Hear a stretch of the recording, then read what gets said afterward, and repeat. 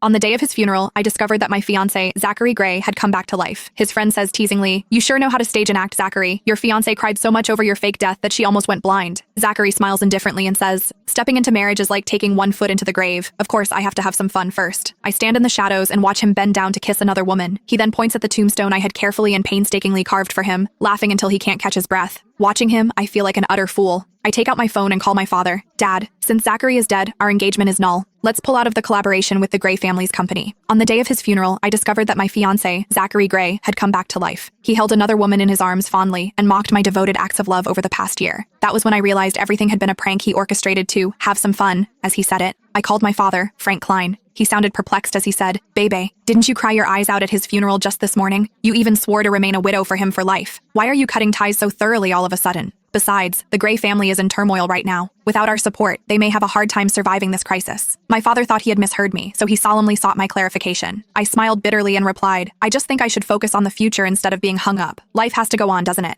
Furthermore, Zachary had never once bothered to care about how I was doing. Why should I keep waiting for him? By the time I ended the call, Zachary and his group had already left the cemetery. I walked over to his tombstone and used all my strength to scratch it up until it was in ruins. I had painstakingly carved this tombstone after I spent 3 months flying around the world. During that time, I received an anonymous letter every day. They were photos showing landscapes from around the world and the back view of a man who looked very much like Zachary. Everyone said it was a prank, but I didn't believe it. I kept flying across the globe without stopping to rest, heading to the locations I saw in each photo. I even hired detectives to search through entire cities. But in the end, all I got were countless disheartening results. I had grown numb to the 2 sentences that I always ended up hearing. "Sorry, miss. We couldn't find him. Miss, we've really tried our best." Left with no other choice and feeling desperate, I even sought out a geomancer. He told me that building a tombstone might lead Zachary's soul back to me. I did as he said. I carved Zachary's tombstone day and night for 3 months straight. In the end, he did return, all right. But it turned out everything was just a cruel joke he mercilessly played on me. That day, when I returned home and turned on the lights, the first thing that came into view was our wedding photo. In the photo, Zachary smiled gently and lovingly at me like he loved me the most. I couldn't understand why. If he didn't want to marry me, he could have just refused our union. Why did he pretend to be kidnapped the day after we took our wedding photos? Exhausted, I collapsed on the couch. In my mind, his cold words from the cemetery kept replaying themselves in a loop. Phoebe relied on her status as the Klein heiress to make this marriage happen. She should have already prepared herself to go home to an empty house and be all alone after getting married. "I'm just letting her get a taste of it in advance," Zachary said with a scoff. He held the woman next to him tightly and added, "Don't worry, Lola. Even if I do go back to her later, I will never abandon you." Lola Seaman was Zachary's first love and the woman he had loved for many years. As Lola came from a poor family, Zachary's father, Philip, didn't approve of her. Because of that, Zachary had to break up with her. Who would have thought he had been seeing her in secret all along? Thinking of them kissing in front of the grave made my stomach churn. I stood up and tore the wedding photo to pieces. Then, I opened Facebook and published a new post. I wrote, "Singles night tonight. Everyone's invited. All expenses on me." In less than a minute, the comment section was abuzz.